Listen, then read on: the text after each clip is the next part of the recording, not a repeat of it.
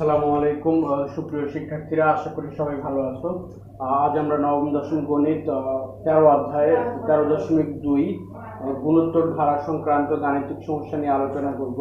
তো গুণোত্তর ধারার অঙ্কগুলো সমাধান করতে গিয়ে আমাদের কতগুলো সূত্র মনে রাখার প্রয়োজন হবে। সেই সূত্রগুলোর মধ্যে নাম্বার 1 n তম পদ সমান a r to the power n-1। Number 2 n সংখ্যক পদের সমষ্টি সমান a into r to the power n-1 divide by r-1 যখন r is greater than 1। Number 3 n সংখ্যক পদের সমষ্টি হবে a into 1 - r to the power n divide by 1 - r যখন r is less than 1। Number 4 n সংখ্যক স্বাভাবিক সংখ্যার সমষ্টি 1 + 2 + 3 + n into n + 1 divide by 2। Number 5 n সংখ্যক স্বাভাবিক সংখ্যার বর্গের সমষ্টি 1 square + 2 square + 3 square + n square 1/6 into n + 1 into 2n + 1। Number 6 n সংখ্যক স্বাভাবিক সংখ্যার ঘনের সমষ্টি 1 cube + 2 cube + 3 cube + n cube is equal to n into n + 1 divide by 2 whole square. মোটামুটি এই কয়টা সূত্র জানলে এই চ্যাপ্টারের অঙ্কগুলো সলভ করা যাবে। তবে এর আগে আমরা সমান্তর ধারার অঙ্কগুলো সলভ করেছিলাম। সেখানে বলেছিলাম যদি যে কোনো পদ এবং তার পূর্ববর্তী পদের পার্থক্য বা বিয়োগফল যদি সেম হয় তখন সেটা সমান্তর ধারা। তাহলে গুণোত্তর ধারা আমরা বুঝবো কিভাবে? যে কোনো পদকে তার পূর্ববর্তী পদকে দ্বারা ভাগ করলে যদি রেজাল্ট একই পাওয়া যায় সেটা হবে গুণোত্তর ধারা। এটা বোঝার উপায়, যেমন এখানে 1 নাম্বার কোশ্চেনে যেটা আছে, আমাদের দ্বিতীয় পদ হচ্ছে 64, এটাকে আমরা যদি প্রথম পদ 128 দ্বারা ডিভাইড করি তাহলে এটার রেজাল্ট হবে 1/2। ঠিক একই রকম ভাবে তৃতীয় পদ 32 কে 62 দ্বারা ডিভাইড করলে আমরা পাবো হচ্ছে 1/2। সুতরাং এটা একটা গুণোত্তর ধারা। তার মানে একটা কোশ্চেন দেখে গুণোত্তর ধারা যদি আমরা চিনতে চাই তাহলে সেটা হচ্ছে যে কোনো পদকে তার পূর্ববর্তী পদ দ্বারা ভাগ করলে রেজাল্ট সবসময় সেম হবে বা একই হবে, সেটা হবে গুণোত্তর ধারা। আর গুণোত্তর ধারার অঙ্কগুলো সলভ করার জন্য মোটামুটি এই কয়েকটা সূত্র আমাদের অবশ্যই জানতে হবে। আমরা এখন চলে যাব গাণিতিক সমস্যার সমাধানে। আমাদের 1 নাম্বার প্রশ্নে যেটা দেওয়া আছে 128 + 64 + 32 + ড্যাশ ড্যাশ ধারাটির নবম পদ কত?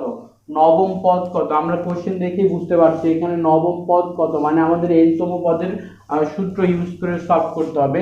নাম্বার 1 কোশ্চেনে আমাদের যেটা দেওয়া আছে যে ধারাটা প্রথমে আমরা সেটা লিখব 128 + 64 + 32 + ড্যাশ ড্যাশ। আমরা অলরেডি ডিসকাস করেছি এটা যে গুণোত্তর ধারা। গুণোত্তর ধারাটির প্রথম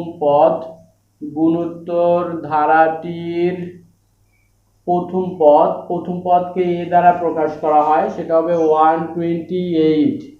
সাধারণ অনুপাতকে r দ্বারা প্রকাশ করা হয়। এর আগে সমান্তর ধারার ক্ষেত্রে এখানে ছিল সাধারণ অন্তরকে আমরা d দ্বারা প্রকাশ করেছিলাম এবং সেটা আমরা নির্ণয় করেছিলাম দ্বিতীয় পদ থেকে প্রথম পদ বিয়োগ করে। এবার আমরা এখানে পাচ্ছি গুণোত্তর ধারার ক্ষেত্রে সেটা সাধারণ অনুপাত এবং এটা নির্ণয় করতে হবে দ্বিতীয় পদকে প্রথম পদ দ্বারা ডিভাইড বা ভাগ করে। এটার রেজাল্ট আমরা পাচ্ছি 1/2। এখন আমাদের কাছে চেয়েছে নবম পদ কত। আমরা n তম পদের সূত্র অলরেডি শিখেছি।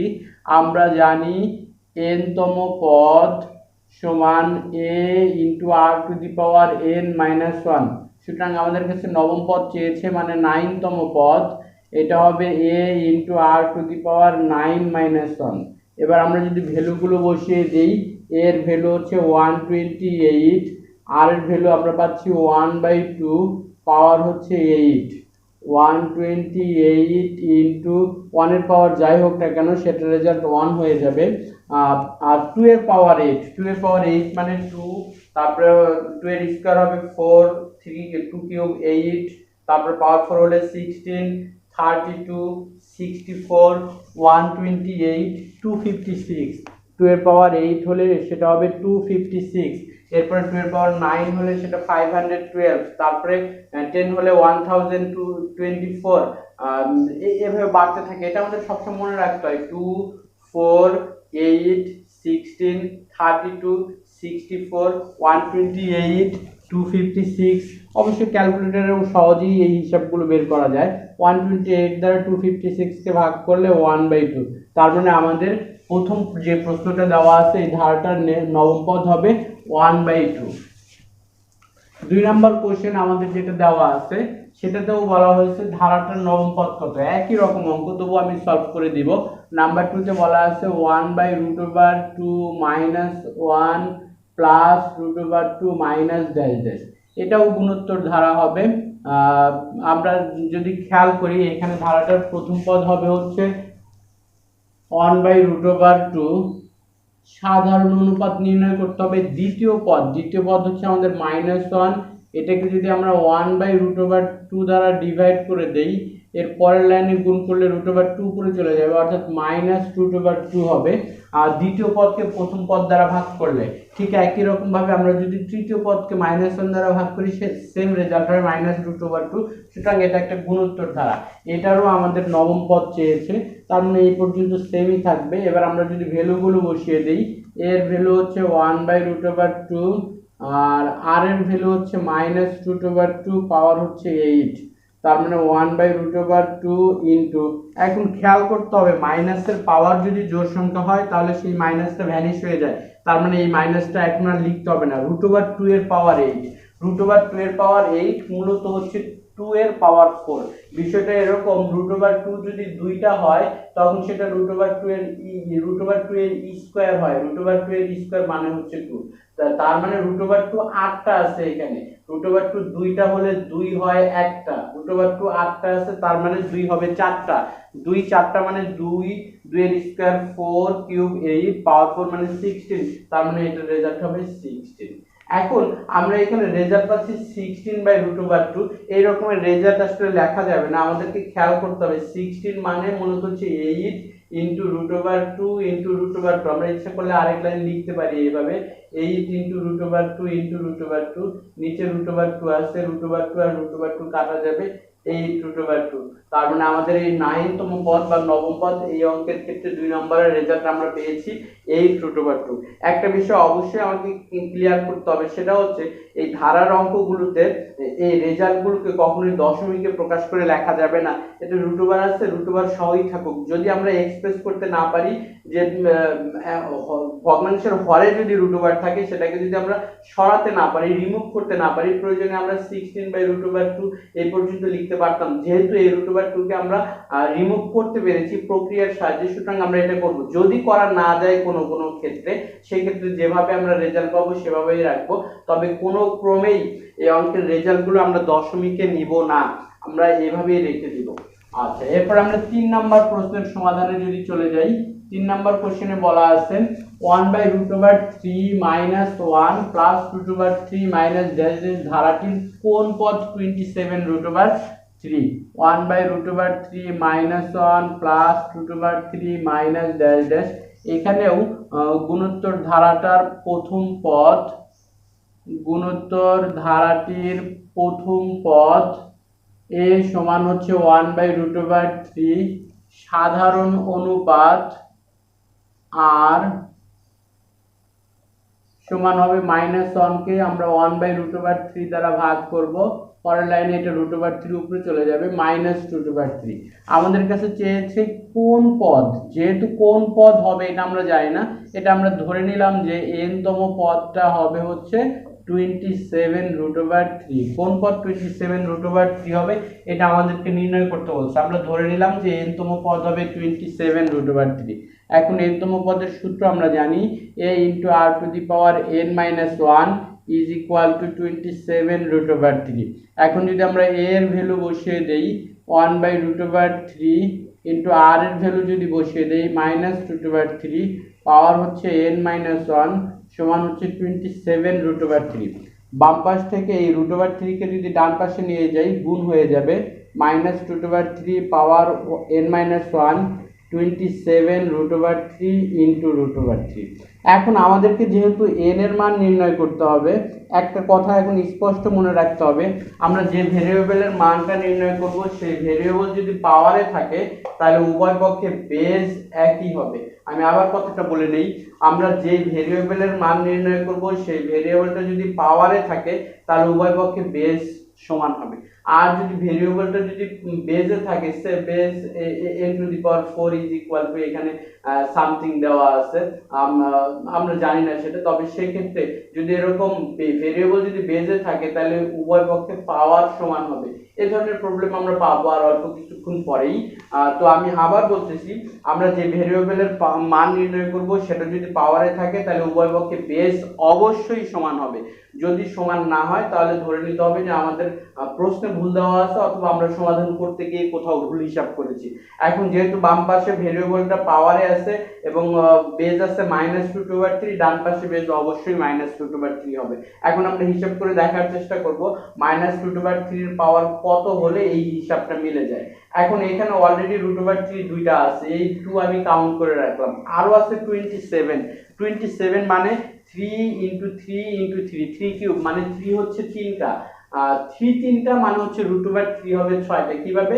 কারণ √3 মানে হচ্ছে √3 এর স্কয়ার, তার মানে একটা 3 মানে হচ্ছে √3 হবে 2টা, আর 27 মানে √3 হচ্ছে 3টা, 3 3টা মানে √3 হবে 6টা, আর এখানে আরো √3 দুইটা রয়ে গেছে, তার মানে এটার পাওয়ার হবে √3 এর পাওয়ার হবে 8।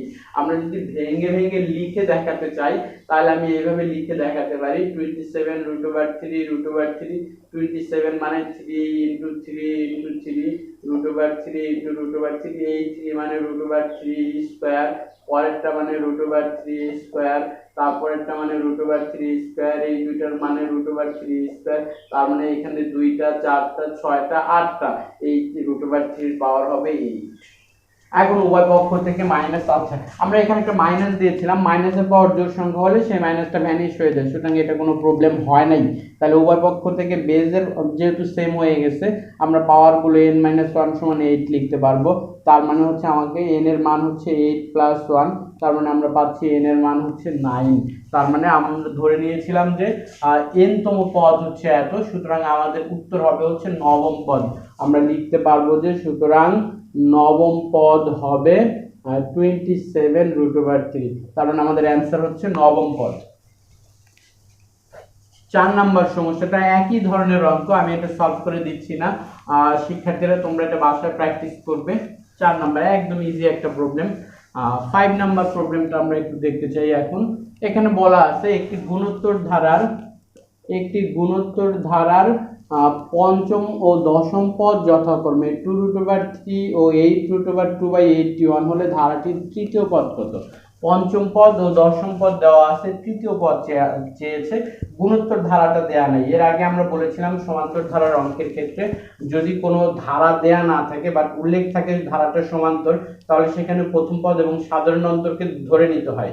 এবার এখানে গুণোত্তর ধারা বলে দেয়া আছে, ধারাটা দেয়া নাই, সুতরাং অবশ্যই আমাদেরকে এটা মনে করি গুণোত্তর ধারাটির প্রথম পদ এবং সাধারণ অনুপাতকে ধরে নিতে হবে। মনে করি গুণোত্তর ধারাটির প্রথম পদ সমান a এবং সাধারণ অনুপাত সমান r, এটা আমাদের অবশ্যই ধরে নিতে হবে।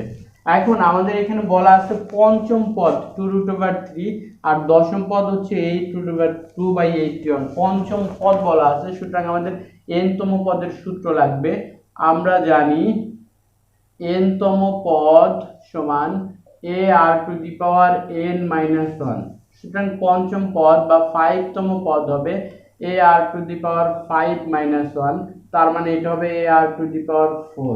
সুতরাং দশম পদ মানে 10 তম পদ ar⁻10-1, আমরা এটা পাবো ar⁹ প্রশ্ন মতে আমরা পেয়েছি হচ্ছে ar⁴, এটা বলা আছে ওখানে পঞ্চম পদ হবে হচ্ছে 2√3/9।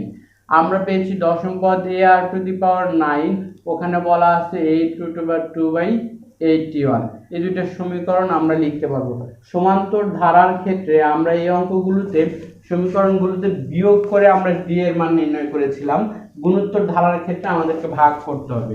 আমরা 2 নং সমীকরণকে যদি 1 নং সমীকরণ দ্বারা ভাগ করে দেই, a r to the power 9 divide by a r to the power 4, 8 root over 2 by 81 divide by 2 root over 3 by 9।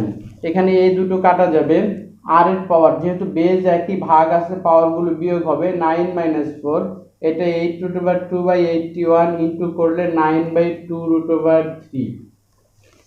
আমরা এখানে যদি হিসাবটা লিখি, এখানে আর এর পাওয়ার পাবো 5, আর এইখানে আমরা পাবো 2 দ্বারা 8 কে কাটলে হবে 4 root over 2, আর এখানে 9 দ্বারা 81 কে কাটলে 9 root over 3, 9 root over 3, আর এর পাওয়ার 5। একটু আগে আমি বলেছিলাম আমরা যে ভেরিয়েবলটা নির্ণয় করব সেটা যদি বেস থাকে পাওয়ারগুলো সেম হবে, তার মানে এই পাশের পাওয়ার 5 হবে, এটা নিশ্চিত। এখানে কোন সংখ্যাটা হবে সেটা আমরা হয়তো এখনো জানি না, কিন্তু পাওয়ার 5 সমান হবে এটা শিওর, কারণ বেজ আমার এবার ভেরিয়েবল আছে, এই জন্য এই পাওয়ার যা আছে এখানে পাওয়ারটাই হবে। এখন দেখতে হবে 4 root over 2 হয় কোন সংখ্যার পাওয়ার 5 হলে। 4 root over 2 মানে হচ্ছে 2 into 2 into root over 2, একটা 2 মানে হচ্ছে root over 2 এর স্কয়ার, এই 2 মানে হচ্ছে root over 2 এর স্কয়ার, আর একটা root over 2 আছে, তার মানে 2টা 4টা 5টা হয়ে গেছে root over 2 হলে। একই রকম ভাবে যদি 9 root over 3 ভেঙে লেখা হয় তাহলে সেটা হবে root over 3, তার মানে আমরা r এর মান পাচ্ছি root over 2 by root over 3। এটা হচ্ছে আমাদের 3 নং সমীকরণ। এখন এই r এর মানটা 1 নং বা 2 নং যে কোনো সমীকরণে বসিয়ে দিলেই আমরা a এর মান পাবো, আর a এবং r এর মান নির্ণয় করে আমরা এই প্রবলেমগুলো সমাধান করতে পারবো। তবে a এর মান নির্ণয় না করেও অঙ্কটা সমাধান করা যায়, আমরা সেভাবেই চেষ্টা করব। আমাদের এখানে চেয়েছে তৃতীয় পদ কত, সুতরাং তৃতীয় পদ সমান হবে a r to the power 3 minus 1, তার মানে এটা হবে a r স্কয়ার। যেহেতু আমরা a এর মান নির্ণয় করি নাই, সুতরাং আমরা ইকুয়েশন দেখব যে আমাদের 1 নাম্বার ইকুয়েশনে আছে কত।